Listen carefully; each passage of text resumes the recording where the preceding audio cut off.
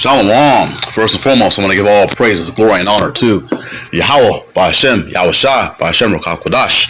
I want to give double honors to the elder apostles of Great Millstone who rule well, and salutations and much love to the rest of you sincere Akim pushing the word in truth and sincerity. This is the cleric Isaiah coming at you with another lesson. I'm continuing in my lot to bring you my ongoing series from experts of Hollywood, This Factory of Perverseness, another observation of predictive programming, and how art imitates life and vice versa. Just a reminder, the purpose of my videos is to show correlations. Correlation is an observation of a mutual relationship or connection between two or more things. I use movies to extract or extrapolate a narrative. I'm not glorifying the Hollywood culture or life. I have a wide knowledge of films, whether they be foreign or domestic, and I just use them as an example to bring out those similarities and those correlations. To quote Cecil B. DeMille, the greatest source of material for motion pictures is the Bible. I call this lesson, Beware of the Lust of the Flesh. The image I have on display is from a film I watched recently. Of course, being this truth, I reflected on this particular film. This movie was released on somewhere in 1979. I don't have an accurate date, but the title of it is Mad Monkey Kung Fu, directed by Lau Kar Long. Let me just get right into it. Basically, this movie. Let me find a synopsis here because I want to break down the what actually was happening here. This particular individual pulled a King David move. Basically, there was a villain, and he had a lust for this girl, and it was this monkey expert or monkey kung fu expert was her brother, and this particular villain had lusted after the sister, so he devised this plot to get the sister to work at his brothel, and he can have her and so forth and whatnot. And he had to defeat the monkey kung fu expert first. So he defrauded him and created all these particular lies so that he could obtain the sister. And let me read what this synopsis says on Wikipedia now that I got it up. Here's the plot. The esteemed monkey-style kung fu master and opera actor Chen is befuddled in a devious plot designed to exploit his alcoholism and tarnish his otherwise flawless credibility amongst townspeople, where he and his beautiful sister, Miss Chen, performs. In a plot to defame Chen as a master of kung fu, ruin Chen and his sister's opera troupe, and gain Miss Chen as a brothel worker, the villainous gangster and brothel owner Tuan, along with his wife, whom acts as a brothel mistress, frame a drunken Chen for the rape of Tuan's wife and inform Chen and his sister that the punishment for his crime is death. However, Chen's sister offers herself to be Tuan's concubine and work in the brothel indefinitely in exchange for her brother's life. Getting exactly what he and his wife wanted, Tuan agrees, though only with the addition of being able to cripple Chen's hands, knowing he will have ruined Chen's status as a master of kung fu in doing so. Okay, so basically, this guy comes along and helps out the monkey kung fu expert to avenge this villain. I don't want to give away too much, but of course, you know how these kung fu movies go. And I was watching this, and I've been really into the Shaw Brothers recently, just going over films that I didn't watch during my re-emergence into the martial arts I want to say over 30 years ago when I was in college. And this is a movie that I knew was out there, I just never came across it, and I was just, I hate to say it, but sometimes when you've been in martial arts for so long, some of these films, they look all the same to you. You see one kung fu movie, you've seen them all. But this one was kind of different. It's really resonated with me. Sometimes I just can't have good action sequences. I got to have a good story to go along with it. But in this ending sequence, the hero is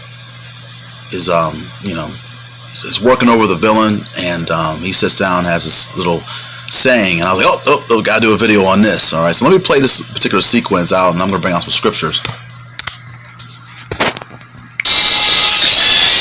Well now, the moral of the story is, all martial artists should always be upright and avoid the lust of the flesh and practice more to keep healthy. Got that? Okay, you hear that? Now I also wanted to show you how when these movies come over here to America and they got to be English dubbed, hence the the American voices, it never coincides with the actual interpretation that is on the screen of what's being said in either Cantonese or Mandarin. So let me just show you what's being said there.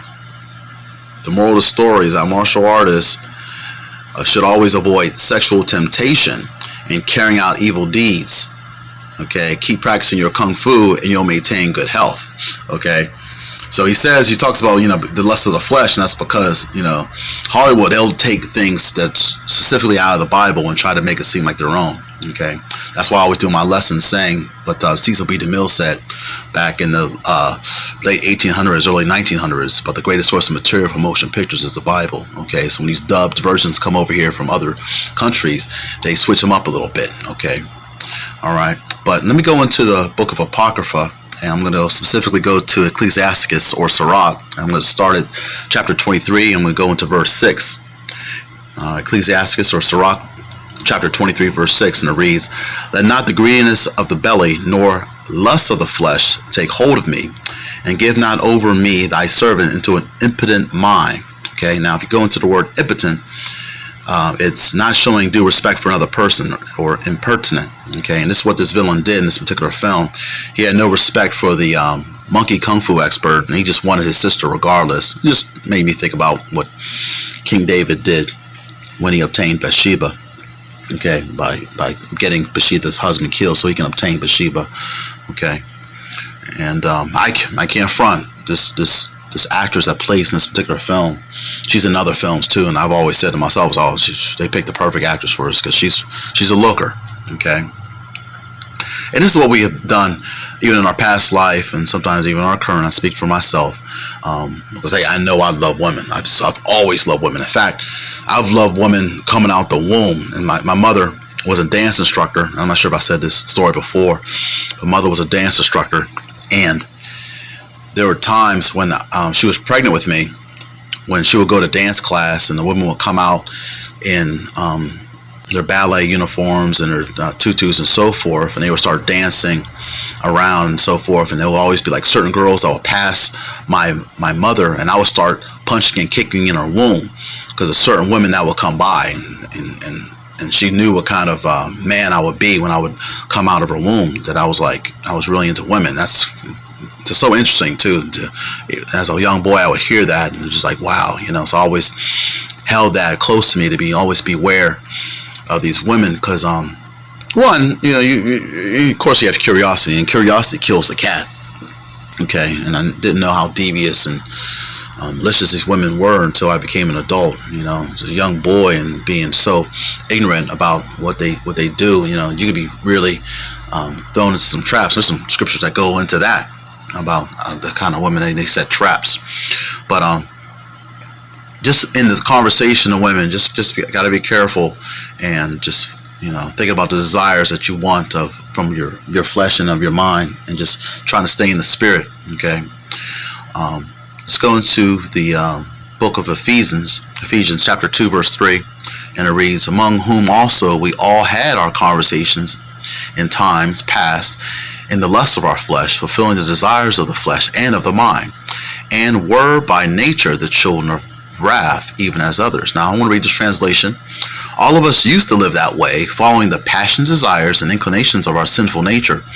By our very nature, we were subject to the Most High's anger, just like everyone else." Okay, and it's just just being in love with this world, and not knowing of the world to come, which is the kingdom of heaven, which is where of righteousness. Okay, and so it's to the point where in the kingdom of heaven, these women will finally know the role, and they'll be upright and acting right. Okay, and the book of John, or 1 John chapter 2, goes into that about not being in love with the world. I want to bring that out. 1 John chapter 2, I'm going to start at verse 15 and read all the way down to verse 17. 1 John chapter 2 verse 15 reads, "Love not the world, neither the things that are in the world. If any man love the world, the love of the Father is not in him.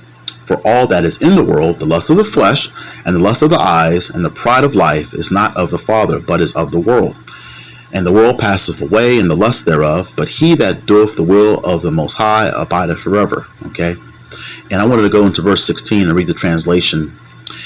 or a different translation, I should say. Verse 16 reads in a different translation, "For the world offers only a craving for physical pleasure, a craving for everything we see, and pride in our achievements and possessions. These are not from the Father, but are from this world." Okay, it's constantly fed to you. If it's not movies, it's commercials.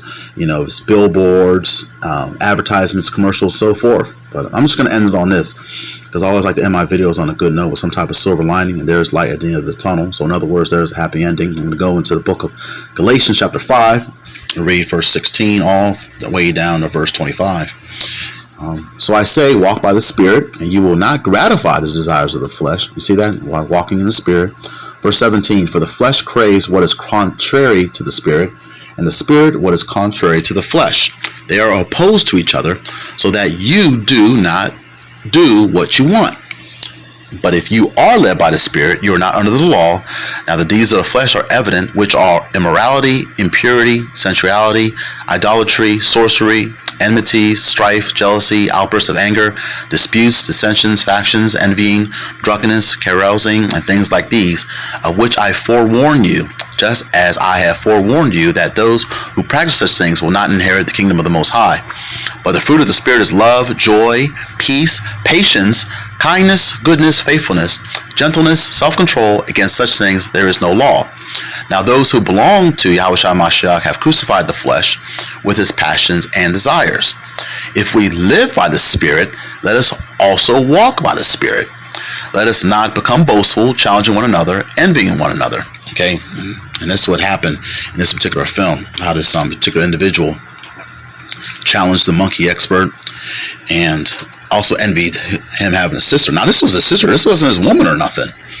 And he just had to have her. Okay, and I've been in a situation before where I've seen women I just you just have to have, and just gotta just buckle down and concentrate on concentrate on the things and set your desire on the things that are above, which is the kingdom of heaven. Okay, and waiting and being patient on the kingdom of heaven being established on this earth, so we can have that righteousness and we can have an upright woman as well. All right, because I get it. The flesh wants the TNA, but you can't think with that little head. You gotta think with your bigger head. Okay, the head is on your shoulders. Okay. Well, I just wanted to share that. Little one, this lesson was edifying. I want to give all praise to Yahweh Shem Yahushua, who gives me the strength and the spirit to continue to strive and endure in these last days. Also, I want to show you the poster for this film. Whoever wants to check it out, Mad Monkey Kung Fu here. And yeah, good film, man. I gotta watch this again. I was really impressed. A good lesson to learn and quite edifying. And you want to check it out. This is Shaw Brothers classic. Okay. Shalom to the whole full elect, and on to the next video.